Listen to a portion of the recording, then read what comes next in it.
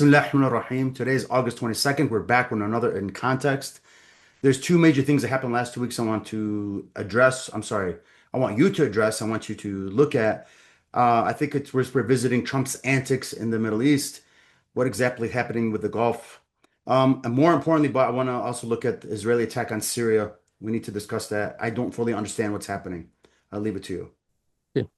Bismillah ar-Rahman ar-Rahim. Let's see. So at the beginning of this week, Trump was in the mode of we're negotiating, we're about to reach a deal. It's going to happen today. It's going to happen tomorrow. In the middle of the week, it turns out there is no negotiations. I have stopped all negotiations.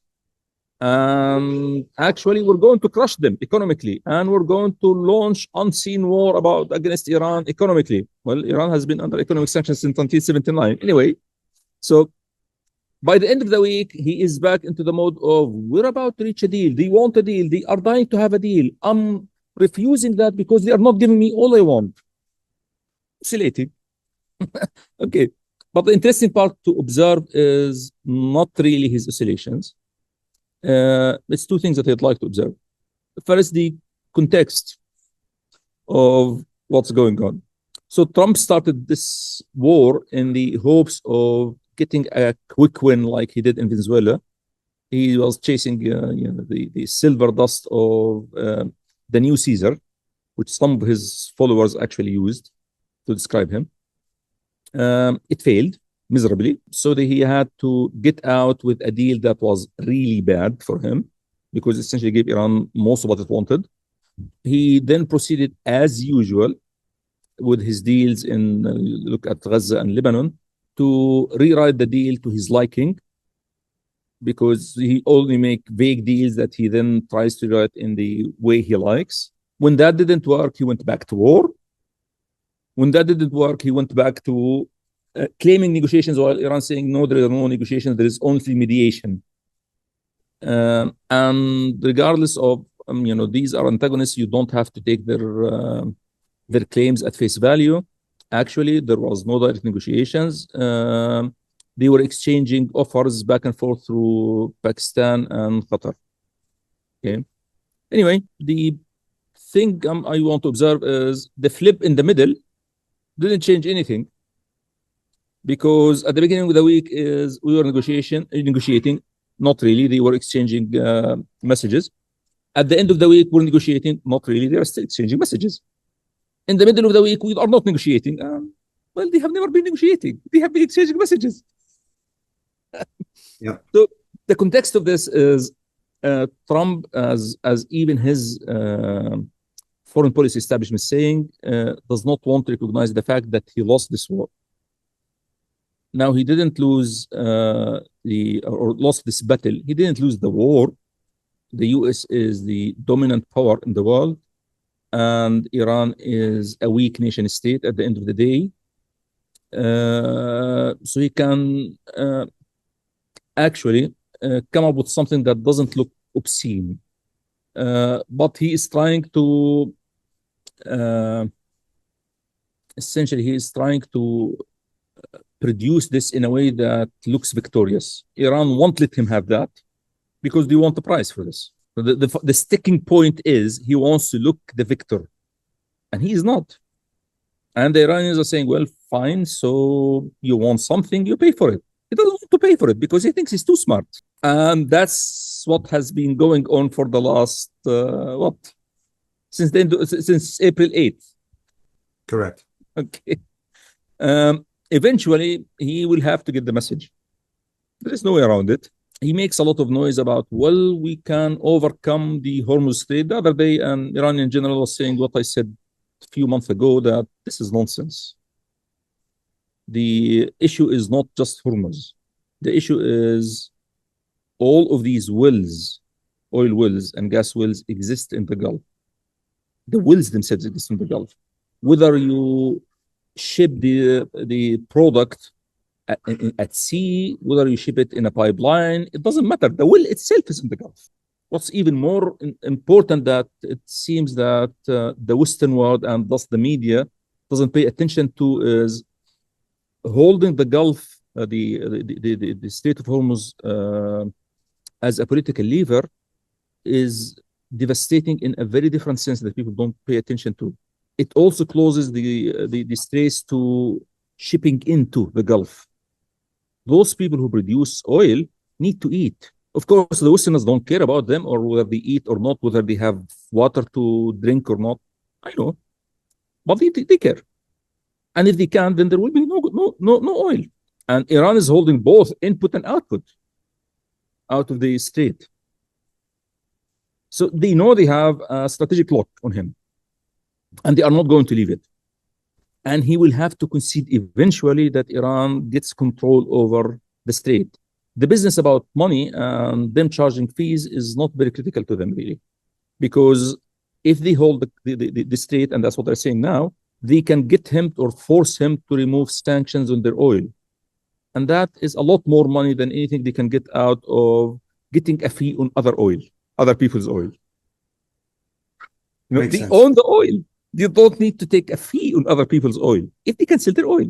So if you don't listen to Trump and to Western media self-centered perspective, you would realize that they know they have him on a barrel and they're not about to leave him because they have tried playing nice and subservient for 47 years and got them nowhere. And he knows that. So he's trying to kick the ball forward. He's trying to make a lot of noise. He's trying to browbeat them. He's trying to psychologically figure a way in which he can look victorious, at least, if not achieve it. It's not going to get very, very far. That eventually resolves. It won't resolve forever, obviously, because this will have other recurrences, but it will resolve temporarily, maybe in a few months. In addition to he's trying to manipulate the market. Yes, that's the side point. Now, one interesting observation is oil prices are below what any rational economist would say where they should be. So when you have 1/5 of oil supply under threat for now 6 months, yes, the oil market is relaxed, meaning there is more supply than demand because that's the way the US and its subservients have set it up for the last, what, 50 years. But relaxed in the sense that there is maybe a few percentages of extra supply. 20% is not a few percentage. And when it's maintained over 6 months, that's a lot of oil. So the US, the problem with prices also, one needs to realize is prices don't necessarily rise because there is not enough supply. And a more important factor actually is expectations of not having enough supply. Because if you expect not to have enough supply, that means you stop. This is energy. Life stops. So you start raising the price, people start fighting each other over supplies, even if there is enough now, but they want to hoard it, essentially. That's very natural. If anybody forgotten it, remember people buying groceries during the COVID. It wasn't Yes. that suddenly there was not any supply in the markets. It was that people were expecting not to have any supply. The US is managing this through a few tricks. So we are either negotiating and we are going to reach a deal tomorrow. So there is no need to hoard. Or in the middle of the week when Trump decided to say that, well, actually, there is no negotiations. We have always been taking oil out of the Gulf. We are taking huge amounts of oil out of the Gulf. We are taking 10 million barrels every week out of the Gulf. You go to shipping industry, this is a lie, flat out lie.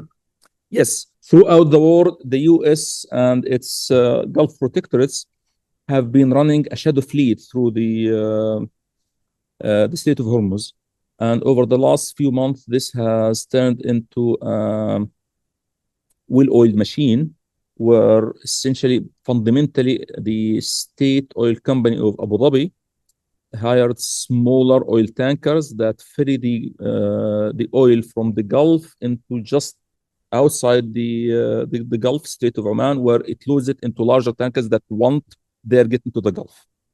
And that allows them to take the risk and let the big standard shipping large tankers accept to take that oil because they don't have to get into the Gulf. Now, the US is claiming that they have reached the 10 million because we have blinded the Iranians and they cannot see us going in or out anymore. That's not true. Shipping industry says, yes, there is a regular flow of about 4 to 5 million, not 10 million. That's about one quarter of the usual flow. The Iranians see them because they regularly shoot some of these ships. The state oil company in Abu Dhabi admitted that something like 16 or 17 of the ships were hit over the last month. These are the small ships going back and forth. And not all of them oil tankers. Some of them are container ships that are carrying, everyday needs for the Gulf. So it's not that Iran is blinded. What's happening is the US every night flies a large formation of aeroplanes and drones and tankers and electronic warfare planes to protect these ships going in and out and to shoot down attempts by Iran to shoot at them. So the Iranians don't shoot them regularly because that exposes them, exposes their sites. They shoot them occasionally to just maintain pressure. A side related note on the propaganda going on. So on Wednesday, Trump called in Abu Dhabi to tell them they should shut down their trade with Iran. So Abu Dhabi discovered that Iran has been bombing them for the last 6 months and issued a statement saying that we are going to close all trade with Iran. The day before, a plane owned by by Mohammed Zayed, the despot in Abu Dhabi, went from Abu Dhabi to Tehran, sat for half an hour, and came back. The day before, another plane went to Tehran again from Abu Dhabi, sat for an hour, and came back. And that looked like part of a deal between Iran, the US, and Abu Dhabi to release some of Iran's money. And that's one reason why you see that Iran, for example, had been attacking Kuwait very heavily, but not Abu Dhabi. So there is a lot of lying going on. Let me ask you, this manipulation of the price is fascinating to me because it's working. Yes. Why is it working? I mean, in other words, so it is managing expectations because the market is always expecting that within a week this is going to resolve. Now, next week never comes for the last 6 months, but they maintain the fiction. Typically, the way such a bubble is popped is by the big charlatans in the market, the speculators figuring out that this is a bubble, marshalling a lot of money to bet on the bubble bursting, and essentially, quote unquote, shorting the supply, meaning we're going to offer to sell this supply at a much lower price at a later date. And we're going to take a lot of money promising that low price. And we're going to essentially create a large expectation in the market that this is going to drop until we burst the market. And we're going to make billions out of this. Mm-hmm. These guys are not doing that because typically they do that against small states, against Malaysia, or if they get very large Turkey, but not against the US. So they're not about to do that. And the big banks are not about to fund these kinds of tricks with the US government. So the big thief is safe from the smaller thieves. You're dealing with mafia. Okay, makes sense. The other point we are going to address, as you started with, is the Israeli attack on Syria. So the Western educated classes, quote unquote, are saying, well, this is Netanyahu trying to win elections by showing that he is tough on these dirty Arabs. There is an element to that, but that only stands probing if you don't observe the trend. This started when the Ba'ath regime, the Alawi Ba'ath regime, fell in 2024 by Israel saying, we don't want Syrian forces around our borders. Then it expanded, we don't want Turkish forces in southern Syria around our borders. Then it expanded towards the end of last year, we don't want Turkish forces in the southern part of Syria. when they attacked the three airports in Tadmur and Hama, because they said the Turkish forces want to establish bases in them. Now they are expanding it to say we don't want Turkish forces anywhere in Syria. The airport they hit is at the borders with Turkey. So there is a method to this. Now, the fact that Israel uses elections as an excuse does not or should not hide this fact that this is progressive and expanding. There is a lot of noise about this. So those who are watching the news and reading it as if it was infallible text find contradictions between the pronouncements of the US government that comes out of Israel and the pronouncements of the US government that comes out of Turkey. The US government in Washington is just grumbling and saying nothing obvious. But the American ambassador to Israel is saying, well, Israel is justified. Those guys are threatening it and it has a right to defend itself. The American ambassador to Turkey is saying this is a dangerous act. Turkey is a member of NATO. Turkey is not a small country. They could have brought these aeroplanes down, and we had to interfere and cool them down, and thank God they cooled down. And by the way, Golan Heights are Syrian, not Israeli, which contradicts the US declaring it Israeli, which looks like the State Department doesn't have a clue with its ambassador in Turkey saying directly in opposition to its ambassador in Israel. So it looked like it's State Departments, not department. But if you look carefully at what they are proposing, rather than how they are describing the situation, how they are saying their flowery words, what they are proposing. Both of them are proposing that Syria and Turkey fold over and give Israel what it wants. They need to satisfy Israel that its quote-unquote security is safe. Now Israel is saying its security is at the borders of Turkey and Syria. So actually, don't listen to the decoration. Look at what they are proposing. Both of them are saying there has to be a deconfliction mechanism. There was a deconfliction mechanism, by the way, between Turkey and Israel when Israel bombed the airports in Hama and Tadmur. And that's exactly what the Syrian foreign minister was saying. Well, what guarantees are you talking about? We agree on stuff and then they don't implement them. And what really the US wants is a fold over. That's about it. What people need to realize is, to the US eyes, Syria are their slaves. It's a colony. Turkey are potential slaves. It's not a colony, but yeah, we should get it there eventually. Israel is their attack dog. The master of the state is not about to discipline his attack dog for the benefit of the slaves. All the master of the state is willing to do is to say a few nice words so the slaves would go about their work and not make too much trouble after the dog has bitten them for the 100th time. Because it's to his advantage that the slaves are cowed and afraid of the dog. It is not to his advantage that the dog is cowed or afraid to bite. The foolish, childish ideas of Israel is doing this behind US back. Well, so why is marshalling its ambassadors to defend it? Israel is humiliating the US. How is that? Where did Israel hurt US interests and then the US just fold over? Where did you see that? Did Israel bomb a US company? Where did you see that? So to remind everybody, Israel used to have an aeroplane, a fighter aeroplane. It scrapped the project because the US said, you're not about to compete with our airplanes. Scrap the thing. They did. In the end, this is the attack dog of the master.